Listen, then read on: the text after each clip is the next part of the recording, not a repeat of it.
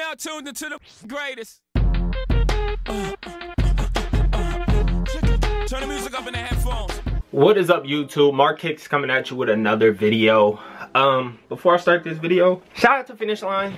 Cause you know, their site is so great. I was able to secure a pair of shoes that I did not want. Thanks for the waiting screen. I don't want these. These are size 8.5. Thanks. But as the title says, there's some things Adidas we're not gonna talk about, and I don't know if we want to talk about it. Obviously, this is not CNN, but Kanye himself has destroyed the Yeezy. I don't know what it is. It's weird. But the past two Yeezy releases.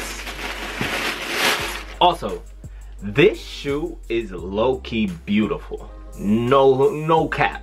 The sesame joint, these are beautiful. And right now, you can pretty much go into a lot of malls and there will be pairs. Obviously, some sizes are gone. This is the first, like... And obviously, the Zebra's also released again. Restock. Here's the thing. So when the first Yeezy kind of mass drop was the creams, and they sat on shelves, they sat in the store for a while, and now people are selling them for almost pretty much right at retail. You can pretty much buy a pair of creams at any time for $220. I saw a Cyber Monday deal, you could get them for $210 and $200.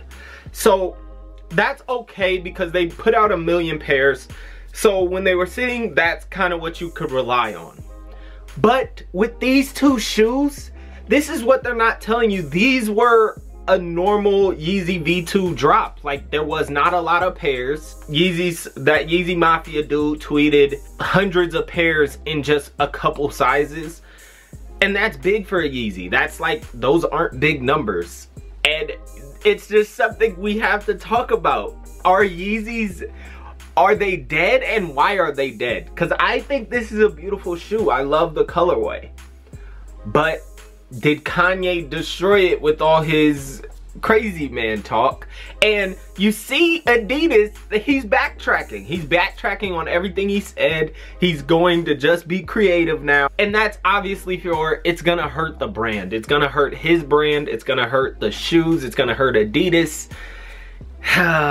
What I'm trying to say is resale is dead.